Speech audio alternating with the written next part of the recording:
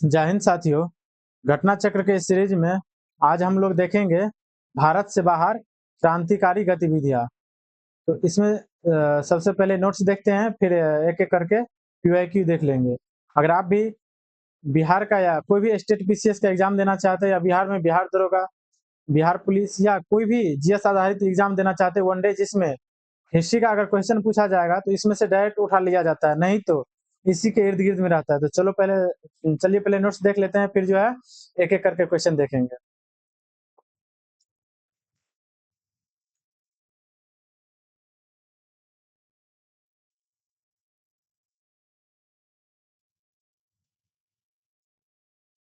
फरवरी 1905 में लंदन में श्यामजी कृष्ण वर्मा ने भारत के लिए स्वशासन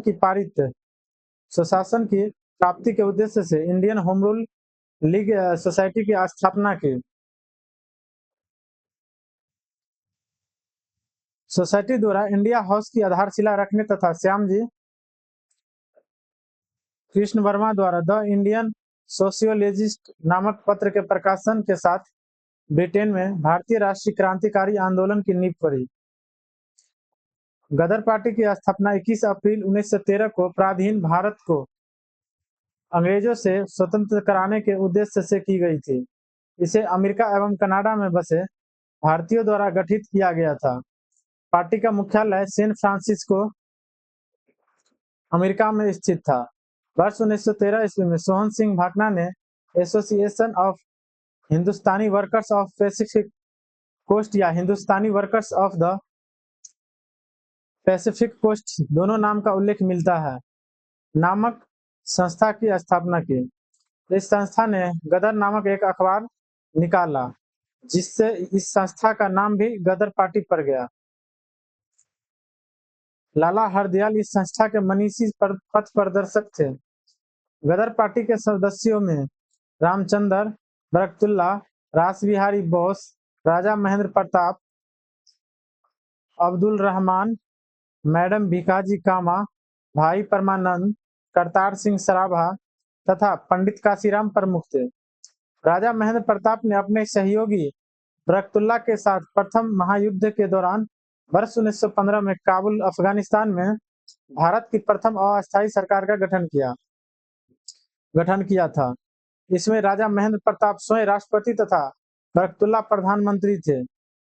मैडम कामा का जन्म 24 सितंबर 1861 ईस्वी को हुआ था।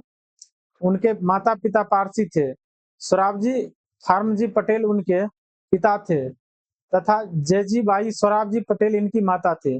उनका विवाह रुस्तम के आर कामा से हुआ, जो वकील और सामाजिक कार्यकर्ता थे। मैडम कामा ने राष्ट्रीय आंदोलन के महान अग्रणी भारतीय नेता दादा भाई नौरोजी की निजी सचिव के रूप में भी सेवा की। भिकाजी रुस्तम कामा क्रांतिकारी राष्ट्रवाद के समर्थक थे। उन्होंने यूरोप एवं अमेरिका से क्रांति का संचालन किया। वर्ष 1907 ईस्वी में इन्होंने स्टुटगार्ट जर्मनी में आयोजित द्वितीय अंतर्राष्ट्रीय समाजवादी कांग्रेस में भाग लिया। विदेशी भूमि पर भारतीय ध्वज फहराने वाली यह प्रथम भारतीय थी। इसकी डिजाइन इन्होंने स्वयं वीडी सावरकर एवं श्यामजी कृष्ण वर्मा के साथ मिलकर संयुक्त रूप से तैयार किया था। वह भारतीय क्रांति की मां के रूप में विख्यात है। इंग्लैंड में अंग्रेज अधिकारियों की हत्या के आरोप में मदन लाल ढींगरा तथा उधम सिंह को फांसी की सजा मिली थी। ध्यातव्य है कि मदन लाल ढींगरा ने 1 जुलाई 1909 ईस्वी को लंदन में भारतीय राष्ट्रीय संघ की बैठक में भारत के राज्य सचिव के सलाहकार कर्जन वायली तथा डॉक्टर कवास लाला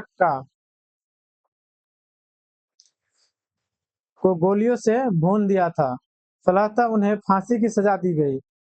उधम सिंह ने जालियांवाला बाग में हत्या के अप्रत्यक्ष रूप से जिम्मेदार तत्कालीन पंजाब के lieutenant governor Michael O Dyer की लंदन में मार्च 1940 ईस्वी में हत्या कर दी थी। कोमाटा मार्गो हांगकांग से कनाडा की यात्रा पर निकला एक जलपोत था, जिसे प्रथम विश्व युद्ध के दौरान भारत के गुरदीप सिंह ने किराए पर लेकर उस पर 376 यात्रियों को बैठाया और कनाडा के बंदरगाह में वैंकूवर की ओर से प्रस्थान किया, यानी कनाडा के बंदरगाह जो वैंकूवर है उसको वहां से प्रस्थान किए थे हांगकांग से।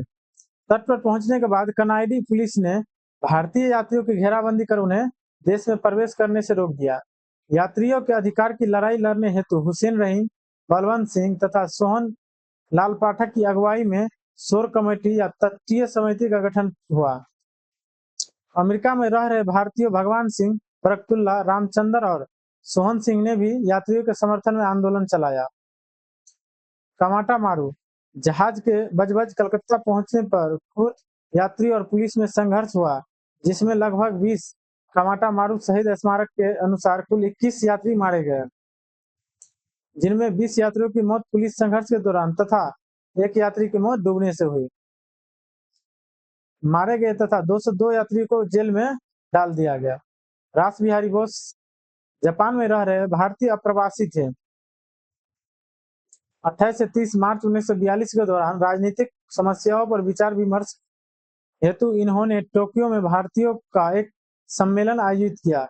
जून 1942 ईस्वी में बैंकॉक सम्मेलन में इसको विधिवत रूप प्रदान किया एवं सुभाष चंद्र बोस को निमंत्रित किया।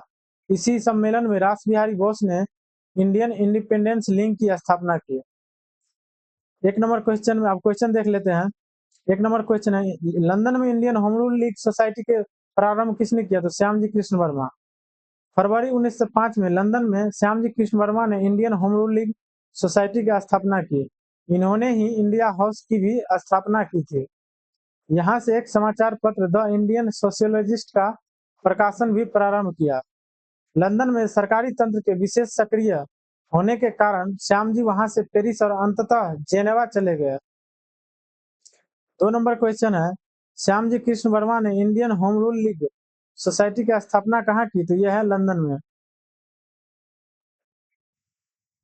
2 नंबर क्वेश्चन है, Indian home rule league society की स्थापित हुई थी तो यह है 1905 ईस्वी में। 4 नंबर क्वेश्चन है, लंदन में इंडिया हाउस की स्थापना किसने की? तो यह है श्यामजी कृष्ण वर्मा। 5 नंबर, लंदन में इंडिया हाउस के संस्थापक श्यामजी कृष्ण वर्मा। 6 नंबर क्वेश्चन, वह कौन था जिसने गदर पार्टी को स्थापित किया? तो यह है लाला हरदयाल। वर्ष 1913 में सोहन सिंह भाकना ने association of Hindustani workers of Pacific coast या Hindustani workers of the Pacific coast, दोनों नामों का उल्लेख मिलता है, नामक संस्था की स्थापना की। इस संस्था ने गदर नामक एक अखबार निकाला, जिससे इस संस्था का नाम भी गदर पार्टी पड़ गया। लाला हरदयाल इस संस्था के मनीषी पथ प्रदर्शक थे। चूंकि विकल्प में सोहन सिंह भाकना नहीं है, इसलिए विकल्प ए सही उत्तर होगा।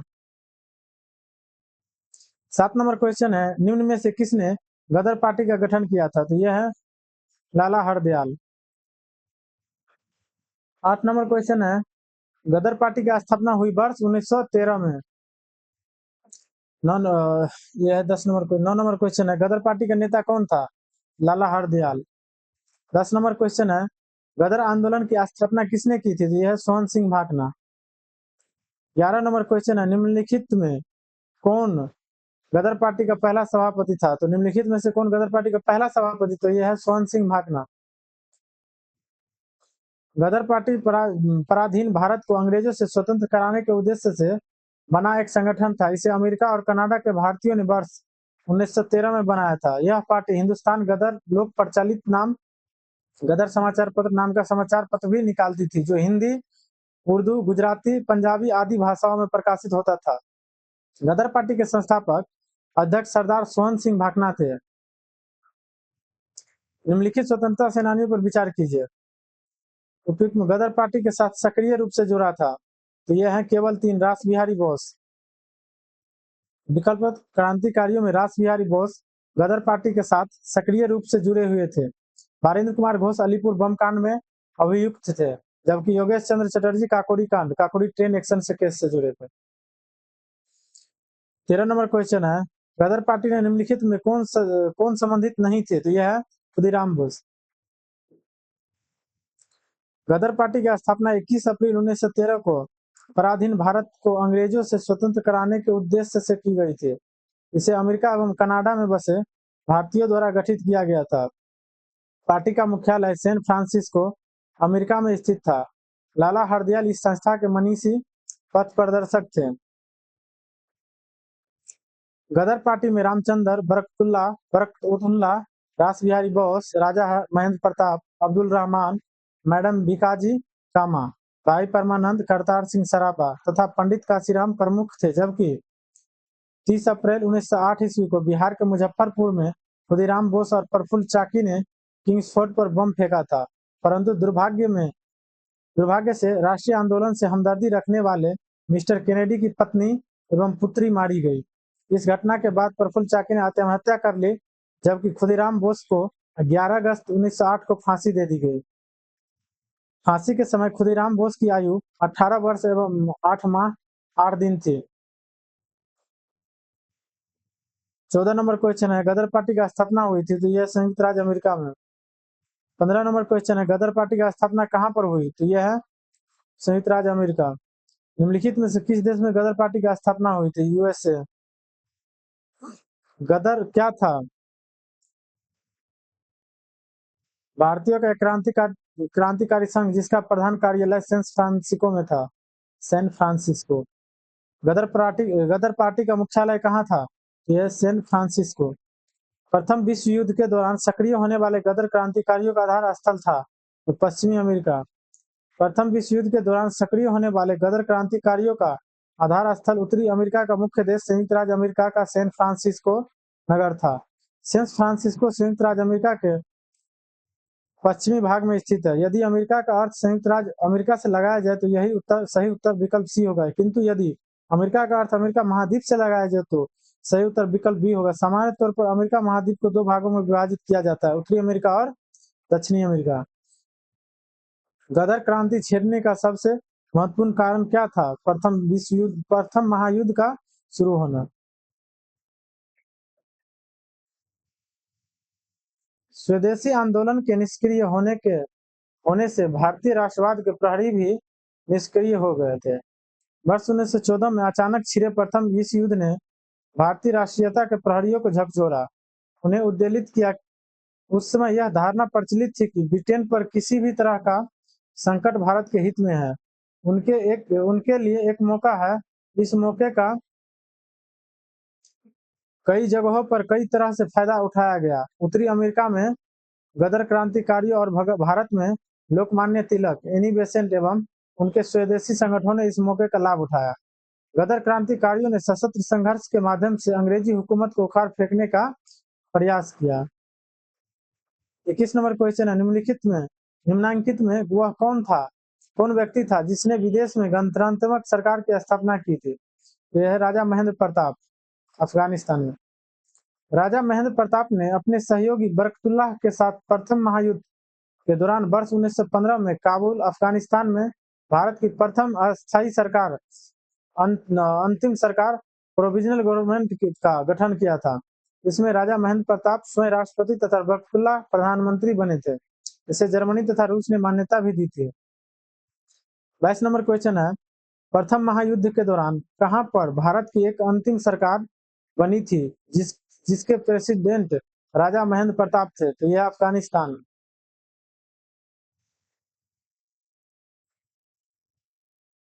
23 नंबर क्वेश्चन है, जर्मनी के समर्थन से काबुल में राजा महेंद्र प्रताप सिंह के नेतृत्व में अंतरिम सरकार का गठन कहाँ हुआ? तो यह है उपयुक्त में से अच्छा गदर स्वदेशी आंदोलन। कौन भारतीय क्रांति की मां कहलाती है? तो मैडम भिकाजी कामा। भिकाजी रुस्तम कामा क्रांतिकारी राष्ट्रवाद की समर्थक थी। उन्होंने यूरोप एवं अमेरिका से क्रांति का संचालन किया। वर्ष 1907 में इन्होंने स्टुटगार्ट जर्मनी में आयोजित अंतर्राष्ट्रीय समाजवादी कांग्रेस में भाग लिया। वह विदेशी धरती पर भारतीय ध्वज को फहराने वाली प्रथम भारतीय व्यक्ति थी। इसी सम्मेलन में इन्होंने अपनी पूरी शक्ति के साथ स्वतंत्रता के लिए संघर्ष करने के संकल्प की उद्घोषणा की। ये पेरिस से भारत की स्वतंत्रता के लिए काम करती रही। वर्ष 1935 ईस्वी में बंबई लौटकर आई और अगस्त 1936 में उनका देहांत हो गया। वह भारतीय क्रांति की मां के रूप में विख्यात है।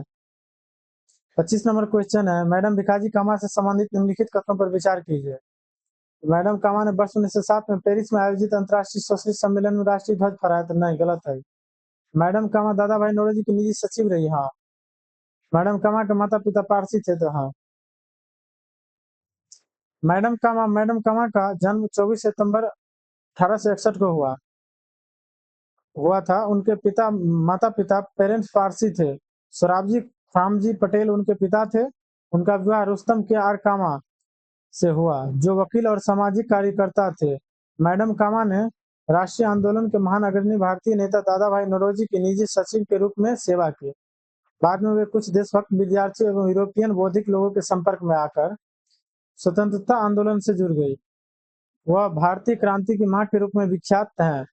22 अगस्त 1907 को जर्मनी के स्टुटगार्ट में आयोजित द्वितीय अंतर्राष्ट्रीय socialist Congress international socialist Congress में भाग लिया।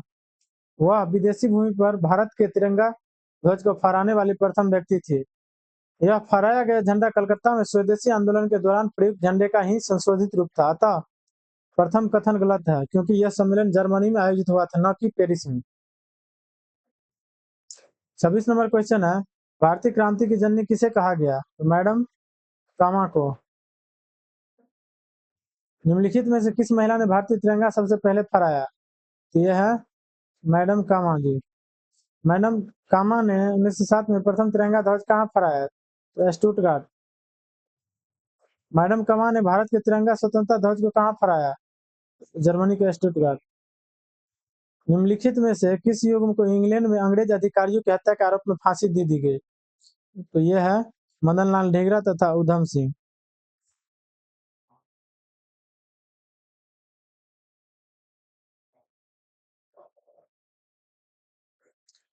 इंग्लैंड में अंग्रेज अधिकारियों की हत्या के आरोप में मदन लाल ढींगरा तथा उधम सिंह को फांसी की सजा मिली थी। ध्यात है कि मदन लाल ढींगरा ने 1 जुलाई 1909 ईस्वी को लंदन में भारतीय राष्ट्रीय संघ की बैठक में भारत के राज्य सचिव के सलाहकार कर्जन वायली तथा डॉक्टर कावास लालका जी की गोली मारकर हत्या कर दी थी। फलतः उन्हें फांसी की सजा दी गई। उधम सिंह ने जालियांवाला बाग में हत्या के अप्रत्यक्ष रूप से जिम्मेदार तत्कालीन पंजाब के lieutenant governor Michael O Dyer की लंदन में मार्च 1940 में हत्या कर दी थी।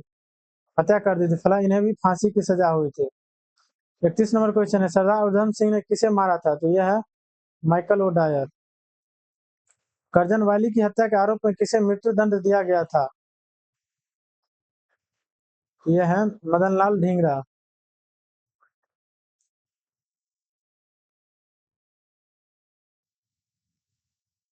33 नंबर क्वेश्चन है, madam Bhikaji Cama M Barkatullah VVS Iyer और एम एन रॉय में क्या बात समान थे?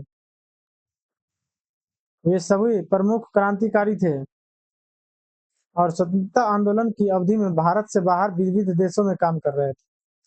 Madam Bhikaji Cama M Barkatullah B S Iyer और एम एन रॉय क्रांतिकारी थे और विदेशों में भारत की स्वतंत्रता का बिगुल बजा रहे थे।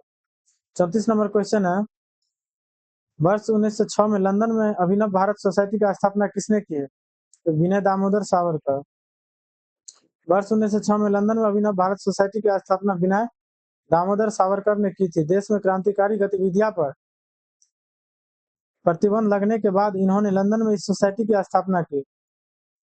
ध्यात्व है कि विदेशी धरती पर स्थापित सबसे पुरानी क्रांतिकारी संस्था इंडिया हाउस थी, जिसकी स्थापना श्यामजी कृष्ण वर्मा ने वर्ष 1905 में लंदन में की थी।